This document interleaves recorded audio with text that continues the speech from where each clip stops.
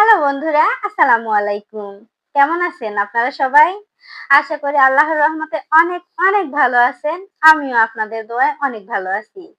বন্ধুরা, আজকে আমি আপনাদের জন্য দুর্দান্ত স্বাদের একটা রেসিপি নিয়ে হাজির হয়েছি। আপনাদের রুমান আপু আপনাদেরকে দেখাবে কিভাবে এই লাউয়ের কচি কচি লাউয়ের খোসা দিয়ে সুন্দর একটা ভাজি রেসিপি তৈরি করা যায়। আশা করি ভিডিওটি আপনাদের অনেক ভালো লাগবে। আর আজকে থেকে আপনারা কখনোই লাউয়ের খোসা ফেলাই দিবেন না, এটা আমার বিশ্বাস।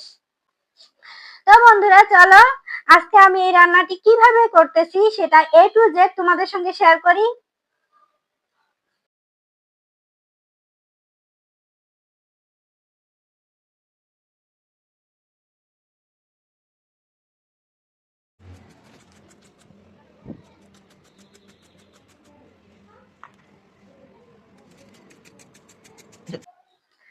বন্ধুরা, আমি লাউয়ের খোসাগুলো সুন্দর করে কেটে ধুয়ে নিয়েছি। আমি এখানে দুটো আলু কেটে দিয়েছি। এবার আমি দিয়ে দিব কড়াইয়ের মধ্যে। আমি কিন্তু ধুয়ে একদম ঝাড়নিতে তুলছি যেন সব পানি নিংড়িয়ে পড়ে। এখানে কোনো পানি দেওয়া যাবে না, যেহেতু লাউয়ের খোসা থেকে পানি বের হবে।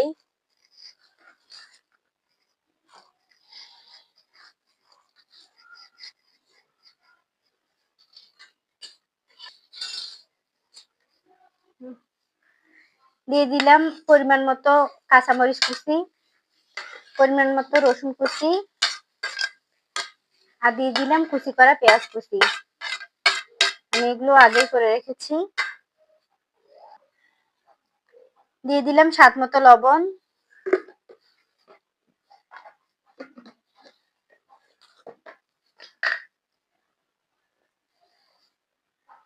পরিমাণ মতো হলুদ গুঁড়ো,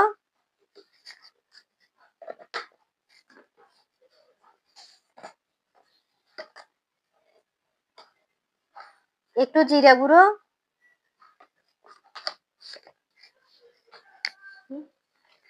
আর দিয়ে দিলাম তেল।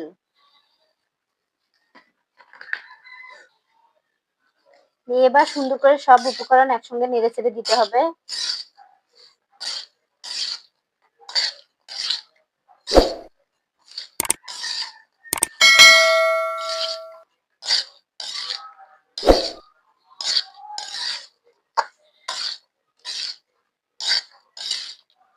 বন্ধুরা, সুন্দর করে নাড়াচাড়া করে দিলাম।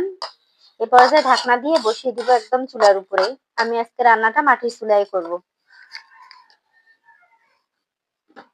বন্ধুরা, এ পর্যায়ে একটু ঢাকনাটা খুলে নেড়ে চেড়ে দিব।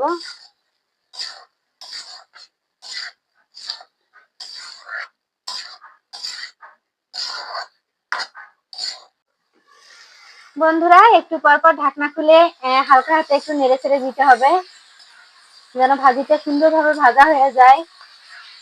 আর এই সময় চুলার আঁচটা একটু হালকা রাখতে হবে যেন আস্তে আস্তে সুন্দরভাবে ভাজিটা তৈরি হয়ে যায়। এখন বন্ধুরা, সব আলু আর লাউয়ের খোসা সুন্দরভাবে সেদ্ধ হয়ে গেছে, তাই আমি একটু চতুর্দিকে ছড়িয়ে দিলাম, দিয়ে আবারও ঢাকনাটা দিয়ে দিলাম। বন্ধুরা, একটু পরপর ঢাকনাটা খুলে মৃদু তাপে একটু নেড়ে চেড়ে দিতে হবে। একদম তাপটা যেন মৃদু মৃদু থাকে, তাহলে ভাজিটা অনেক মজার হবে।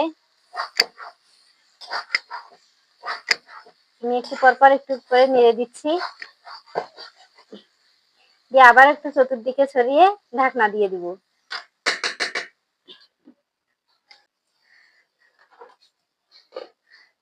বন্ধুরা, দেখেন ভাজিটি একদম কমপ্লিট হয়ে গেছে আর কত সুন্দর হয়েছে। একদম ঝটপট তৈরি হয়ে গেল আমার মাটির চুলায় লাউ শাকের খোসার ভাজি রেসিপিটি।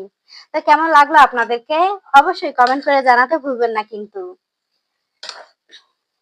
আর এতক্ষণ ধরে যারা আমার ভিডিওটি কন্টিনিউ করতেছেন, যারা এতক্ষণ ধরে আমার ভিডিওটি ওয়াচিং করলেন, তাদেরকে অনেক অনেক ভালোবাসা দিয়ে আমার আজকের এই সুন্দর রেসিপির ভিডিওটি এখানেই শেষ করলাম। সবাই ভালো থাকবেন, সুস্থ থাকবেন। আবারও দেখা হবে রুমানার সংসারে নতুন কোনো রেসিপি নিয়ে, নতুন কোনো সুন্দর ভিডিওতে। সে পর্যন্ত আল্লাহ হাফেজ।